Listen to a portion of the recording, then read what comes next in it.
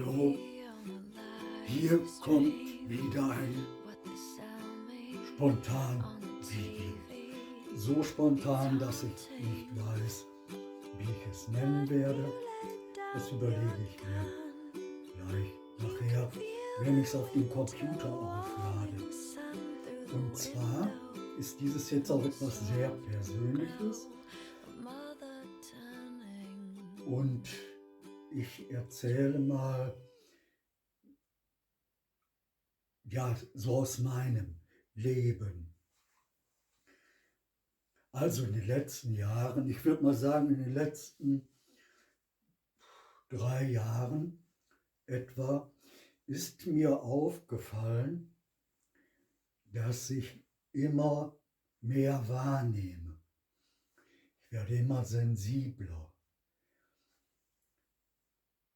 Das hat vielleicht auch etwas mit meinem Alter zu tun. Ich bin jetzt 70, ich werde im August 71 und fühle, dass ich immer sensibler werde.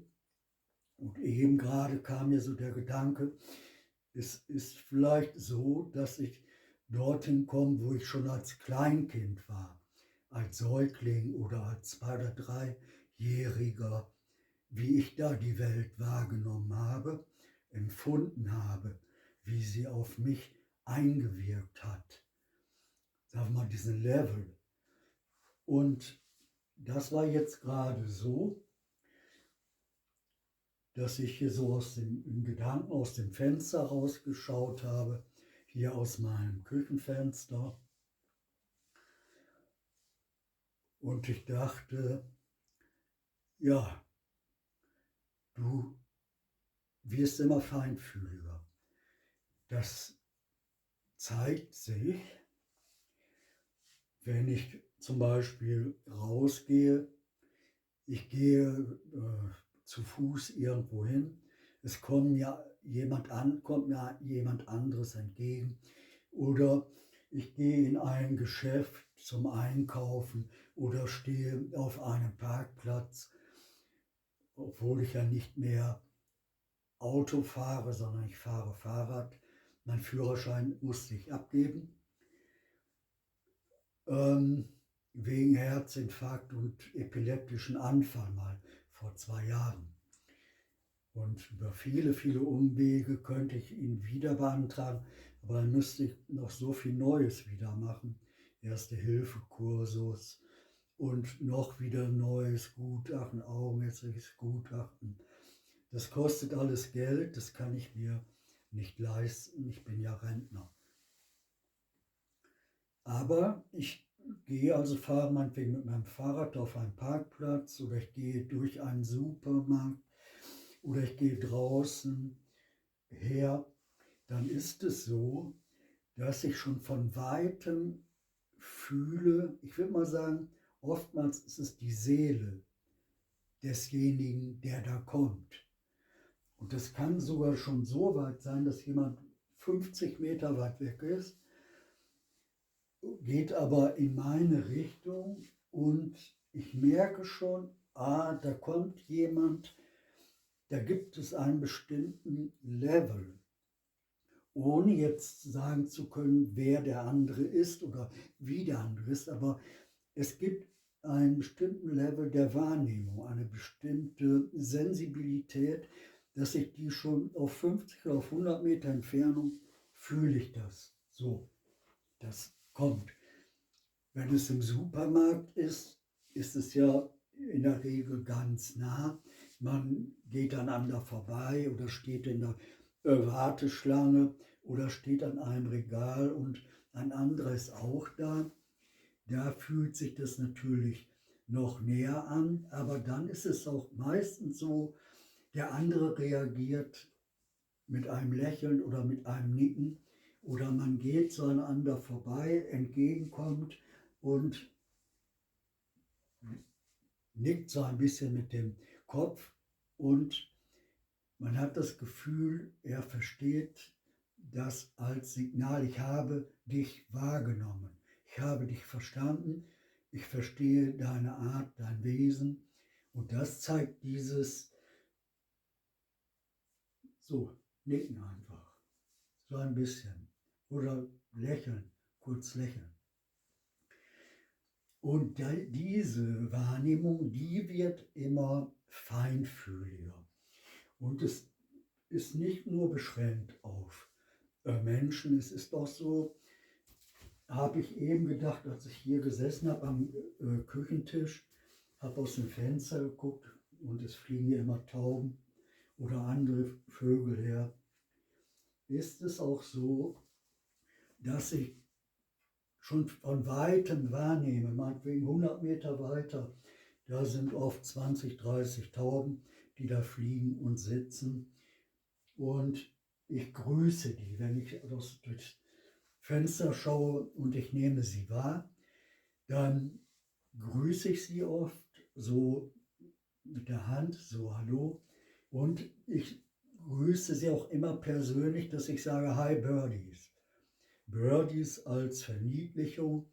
Vogel ist so ein bisschen trocken und hart, aber Birdie, das hat so was Menschliches fast.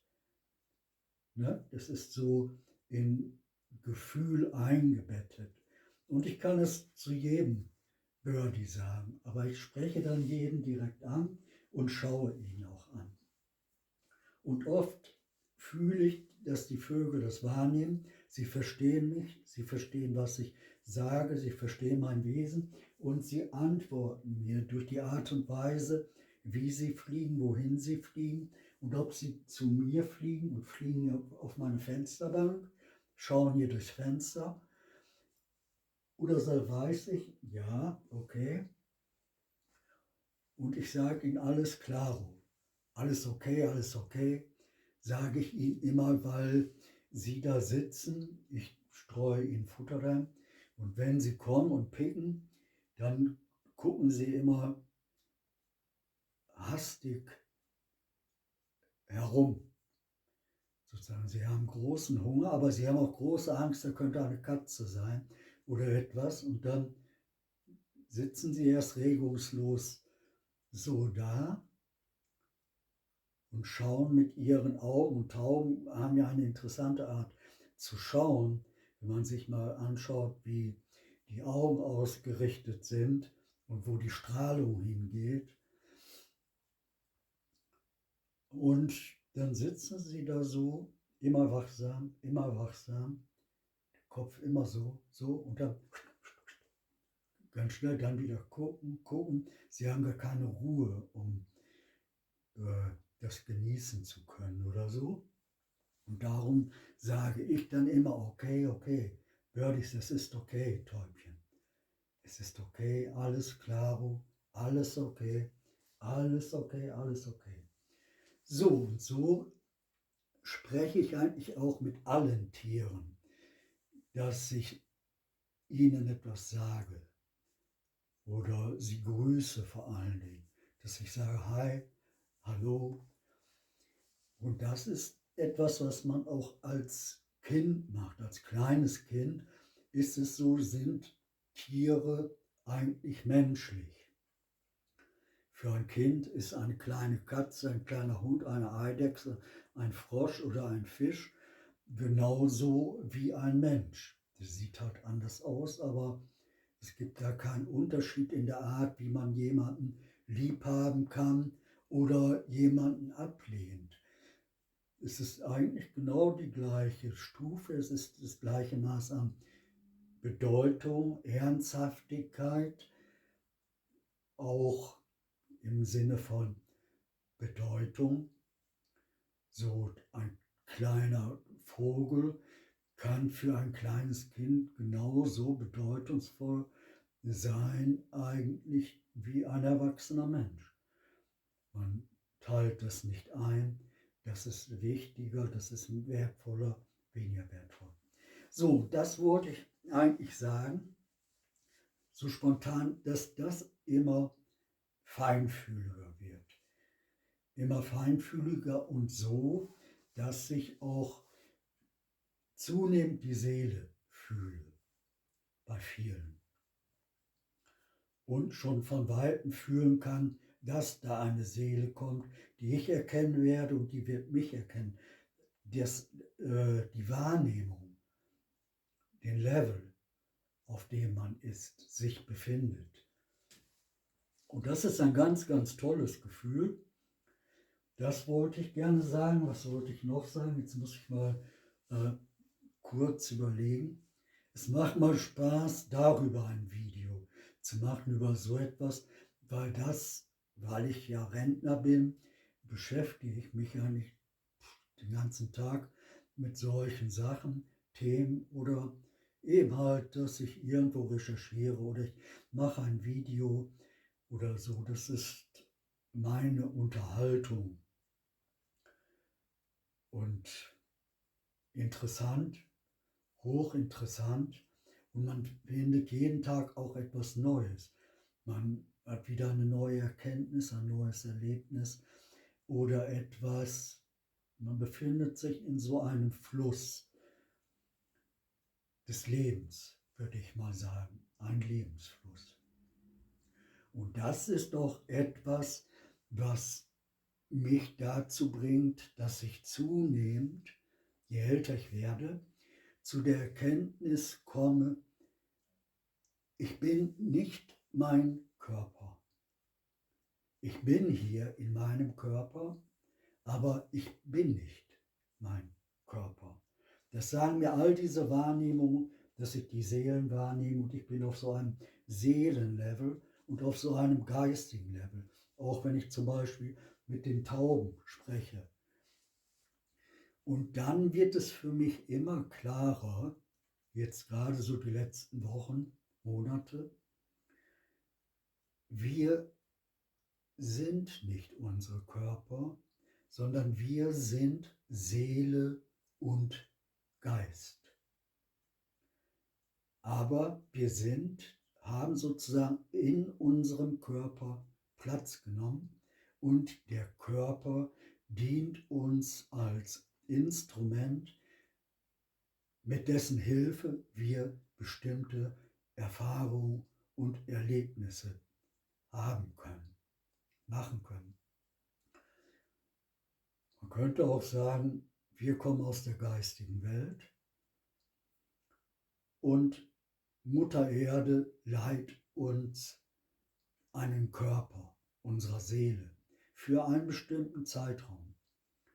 Und wie lange dieser Körper existiert, das wissen wir nicht. Das, sagen wir mal, überlassen wir mal Gott, dem Göttlichen.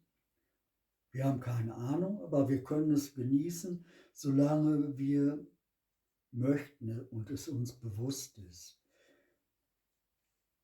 Das ruhig genießen und wissen, den Körper legt man ab, aber jetzt kommt the point, diese ganze Geschichte von da bist du tot und wie gehe ich mit Toten um und das große, große Gejammer sozusagen und die Behauptung, der andere ist jetzt völlig weg für alle Zeiten oder so. Das ist so die eine Sache. Und die andere Sache, meine Sache ist die, wir legen unseren Körper ab, wir geben unseren Körper ab, aber der Gag ist, wir sind nicht tot. Unser Körper ist tot, aber wir sind, so wie unser Ursprung ist, Seele und Geist. Das heißt, wir leben auch noch, wenn wir unseren Körper abgegeben haben. Weil wir sind ja Seele und Geist. Und wenn ich mal so einen Gedanken zulasse, einfach, dann habe ich auch so eine Brücke, dass ich auf diesen geistigen Level kommen kann, wie ich die Welt wahrnehme. Und da ist mir eben gerade, als ich im Badezimmer war, so spontan, eben auch der Gedanke gekommen, ja, es ist eigentlich so, wie ich als Kind empfunden habe. Als kleines Kind habe ich immer so gedacht, ich nehme anders wahr als die anderen. Und ich habe immer gedacht, ich bin auf dem falschen Planeten. Ich habe auch immer gesagt, ich komme aus einer anderen Welt. Und das ist dieses Ausmaß der Empfindung, und die Feinfühligkeit, die Sensibilität, die war schon so hoch, so groß, dass ich auf der anderen Seite unglaublich schnell verwundbar war, verletzbar. Eigentlich so, dass ich jeden Tag weinen musste, aus dem Gefühl heraus, ich bin in der falschen Welt gelandet. Das ist nicht meine Welt. Und ich hatte große Angst vor Menschen, so dass ich ihnen immer sozusagen naturgemäß aus dem Weg gegangen bin. Und so habe ich gelebt und ich habe jeden Tag geweint und mit etwa 7, 8 Jahren habe ich den ersten Tag meines Lebens erlebt, an dem ich nicht weinen musste. Das muss man sich mal vorstellen. Ein Jahr hat 365 Tage, nehmen wir das mal 7, dann sind wir ungefähr bei gut 2500 Tagen. Immer. Es brauchte nur eine winzige Kleinigkeit, einen winzigen Anlass, dass mich jemand schräg angeguckt hat. Der Tonfall war zu grob, zum Beispiel. Oder in der Schule, der Lehrer oder die Lehrerin hat mich angesprochen. Oder so, das reichte schon aus, dass ich plötzlich weinen musste. Das kam dann so raus. Oh, und ich dachte, so verwundbar, so verletzbar. Und ich lebe in so einer brutalen Welt, einer kalten, brutalen, gefühllosen Welt im Vergleich zu meinem Maß an Sensibilität und an Wahrnehmung. Und dass ich immer schon als Kind auch immer in einer geistigen Welt mich befunden habe und mich wahrgenommen habe. Und jetzt finde ich das toll, schön, dass jetzt nach so vielen Jahren, nach 70 Jahren Leben, komme ich wieder auf diesen Level, dass ich mich auf so einer geistigen Stufe oder Ebene befinde, spirituell wahrnehme und bin und auf dieser Ebene mit allen Tieren kommuniziere oder auch mit allen Menschen, mit denen ich kommunizieren möchte, den werfe ich sozusagen einen Gedanken entgegen.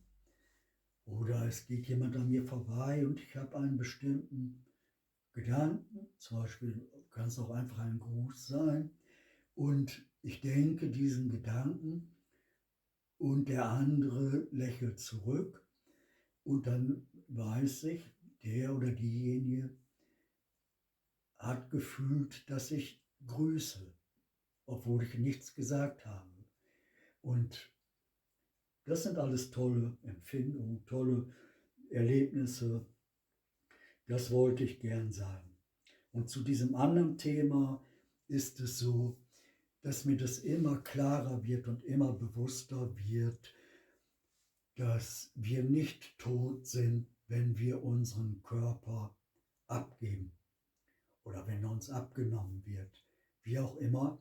Und darum braucht man auch gar nicht da so stehen und den anderen sozusagen in so einen Platz drücken, schieben. Du bist für immer verloren, nicht mehr existent, es gibt dich nicht mehr.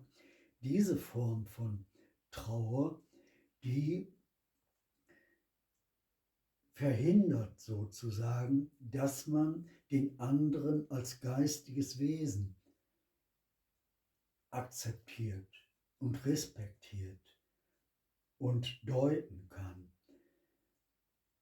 Das macht es weg, wenn ich im geistigen Wesen sage, du existierst nicht mehr und ich bin jetzt den Rest meines Lebens immer traurig, wenn ich an dich denke, weil dein Körper tot ist, weil du tot bist. Da ist es so, da kann man sich daran erinnern, es war doch eine Seele, es ist doch eine Seele. Nicht nur, es war eine Seele, ich kann doch auch sagen, es ist eine Seele. Es ist eine Seele und es ist Geist. Und der Körper, den diese Seele mal sozusagen wie ein Auto gefahren hat, nehme ich jetzt mal als Beispiel, gehabt hat, 20, 30, 40, 50 Jahre, 100 Jahre, dann ist das Auto irgendwann aufgebraucht, der Körper ist auch aufgebraucht und dieses Körperauto ist beerdigt in einem Stück Erde, irgendwo auf einem Friedhof. Da steht so ein Gedenkstein mit dem Namen und Geburtsdatum, Todesdatum. So, und dann kann ich zu der Erkenntnis kommen, das ist ja nur dieses Körperauto.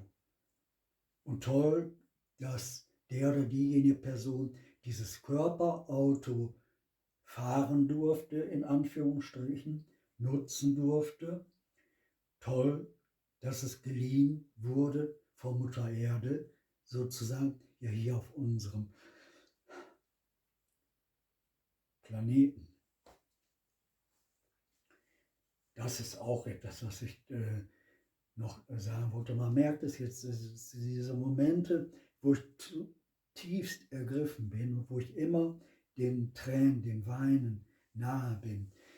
Das heißt, ich bin auch zugleich immer sensibler und zutiefst ergriffen bei bestimmten Begriffen, die man gebraucht, zum Beispiel, oder bei irgendeiner Aussage, oder etwas, wenn ich etwas höre, sehe im PC, im Internet oder so, ich höre eine Aussage von irgendjemandem, dann gibt es ganz oft so Punkte, da ist dieser Begriff oder diese Aussage berührt mich in meiner Existenz, in meinem Leben, weil es genau das ist, was ich erlebt habe und erlebe.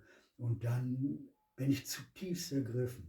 So tief, dass es manchmal so ist, als wäre ich ein Kind und jemand würde mir sozusagen einen Dolch durch den Leib stoßen, um mich so verwunden. Und ich aber jetzt in meinem Alter lasse diesen Augenblick nicht jetzt über Stunden oder so wirken, sondern ich akzeptiere es, es überkommt mich und